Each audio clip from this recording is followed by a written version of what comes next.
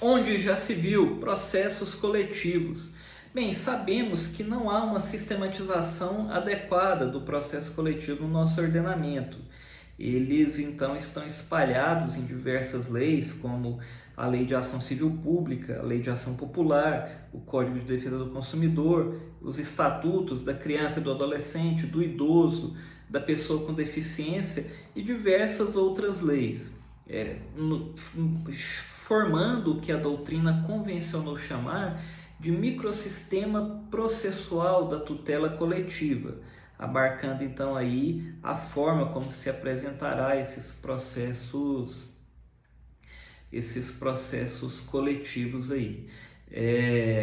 Esse microsistema, a doutrina aponta, tem como ponto de partida não o surgimento histórico, a questão da cronologia das leis, mas como ponto de partida a análise para o aplicador, a Lei de Ação Civil Pública e o Código de Defesa do Consumidor. Ou seja, partimos desses dois sistemas para depois buscarmos regras específicas existentes. Por exemplo, um processo coletivo tratando de criança e adolescente, aplicaremos as regras previstas ali no ECA. Naquilo que for faltante, eu posso retirar de qualquer microsistema, de qualquer uma dessas leis, para complementar então o microsistema da tutela coletiva, né? Uma vez que, como eu disse, como dito aqui, nos falta essa sistematização. A doutrina vai apontar, e aí eu cito para você, por exemplo, Daniel Amorim, que no caso de conflitos de normas desse microsistema, uma vez que pode ocorrer, aplicaremos a norma mais benéfica ao processo coletivo. A norma mais benéfica ao processo coletivo. Um outro ponto que a doutrina sempre discute é a questão de direito e interesse, existindo aí correntes que tratam como situações diversas, direito e interesse, e por vezes a lei cita direitos coletivos, direitos transindividuais, interesses coletivos, interesses individuais homogêneos, mas o ponto é que a doutrina se orienta pelo fato de que é uma coisa só, direito e interesse, não haveria diferenciação no nosso ordenamento entre direitos e interesses. E aí os direitos coletivos, eles vão se subdividir em três: os direitos transindividuais, os direitos coletivos propriamente ditos e os direitos individuais homogêneos. Eu preciso te lembrar que o direito transindividual e o direito coletivo propriamente dito são chamados de direitos essencialmente coletivos. É a sua natureza, é da sua essência serem coletivos, não podendo tutelar separadamente o grupo ou uma categoria de pessoas ou os lesados. Os direitos individuais homogêneos são chamados pela doutrina de direitos acidentalmente coletivos, porque eles permitem a tutela individual de cada um dos atingidos pelo dano causado. Então é possível tanto ingressar com uma ação individual quanto ingressar com uma tutela coletiva, onde posteriormente será liquidado o dano de cada um.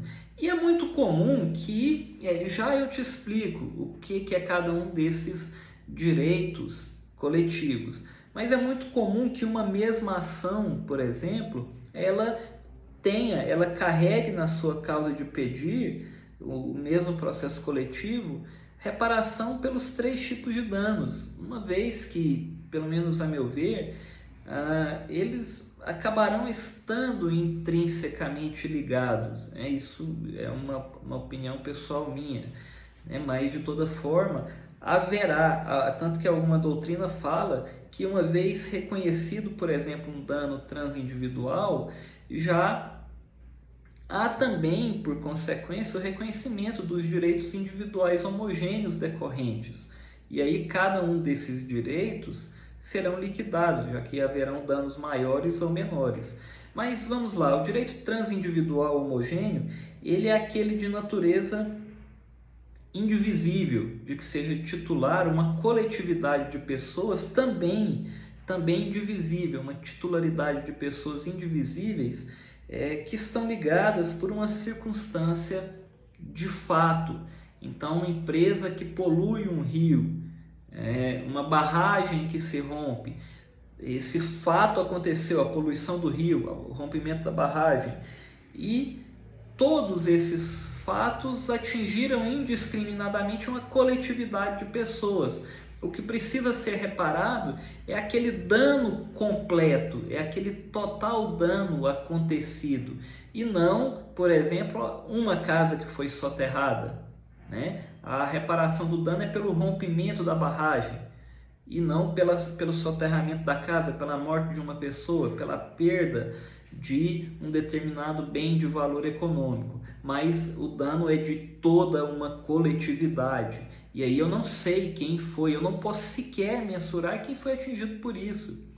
Um problema na tributação, por exemplo, não posso sequer mensurar quem foi atingido por isso. Um problema naquele rio, uma pessoa que passou por ali e bebeu uma água da torneira, utilizou da torneira, ela foi atingida por aquele rio, ainda que ela tenha ficado poucos minutos naquela cidade. Talvez um morador que, sei lá, tenha eventualmente aí um acesso a uma cisterna, a um poço artesiano, ele pode não ter se utilizado da água daquele rio, daquele lago, e aí ele não foi atingido. Então eu não sei quem foi ou não atingido. O que motiva esse direito transindividual é a reparação do dano como um todo, que vai beneficiar toda a coletividade. O direito coletivo ele também é transindividual, ele também é indivisível, o direito coletivo propriamente dito.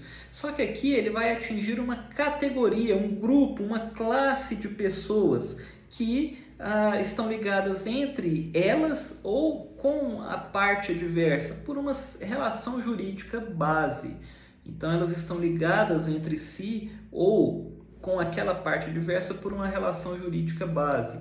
É o caso de um contrato abusivo. Eu sei, apesar de serem milhares e milhares de pessoas, eu sei, por exemplo, eu posso determinar quem celebrou aquele contrato.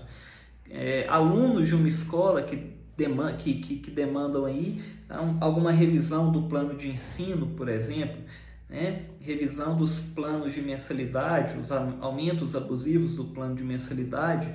Então, eu posso identificar esse grupo atingido, apesar de também ser um direito indivisível. Por quê? Eu não posso condenar mais ou menos cada um dos titulares desse grupo, né?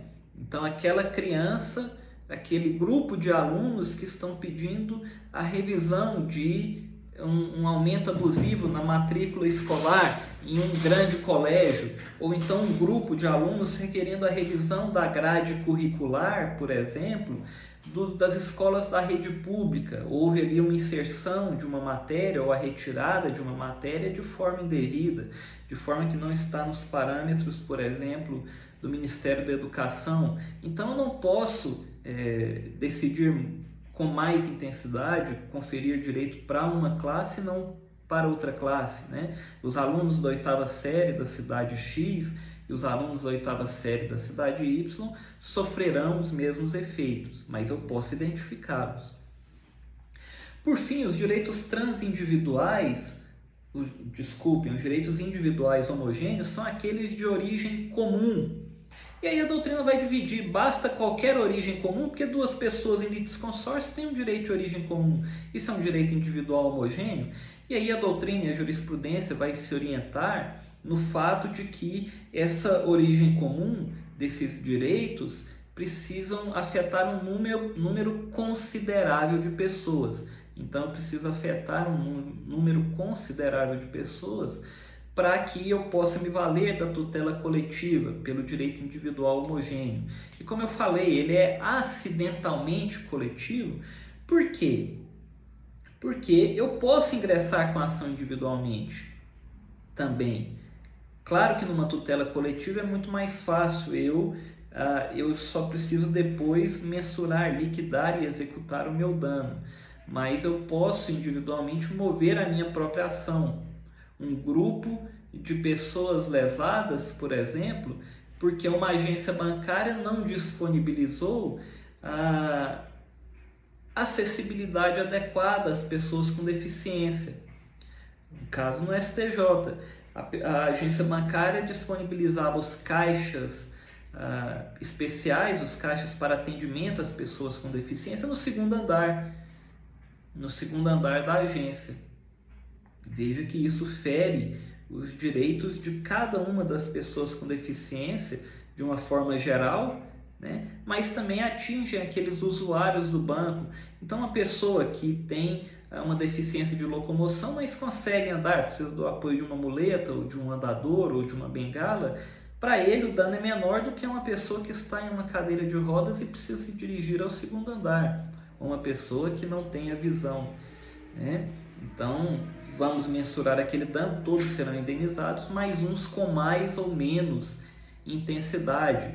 Um contrato com inserção de cláusulas abusivas, de um juro abusivo, vai impactar mais ou menos.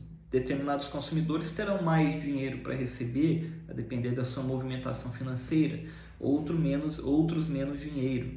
Naquele rio poluído, alguns terão danos maiores, adquiriram doenças mais graves, outros adquiriram doenças menos graves, apenas uma alergia de pele, por exemplo, e aí a sua indenização será naturalmente menor. Perceba que, uma vez concorridos os direitos difusos, uma vez decididos e condenados, decididos aí um direito difuso, um direito coletivo, ele, pelo menos do meu ponto de vista, ele vai, não vou dizer sempre, mas via de regra, vai desembocar em um direito individual homogêneo, na reparação daquele dano individual. E a tutela coletiva, ela, na verdade, até ajuda a desafogar o Poder Judiciário no primeiro momento, já que teremos menos ações tramitando, fazendo com que a tutela processual seja entregue de forma mais célere, de forma mais eficaz. E ainda, ele consegue atingir milhares de pessoas que individualmente talvez não se animariam a propor a sua ação, talvez em decorrência de valores envolvidos ou até pela ignorância, no sentido de desconhecimento do seu direito.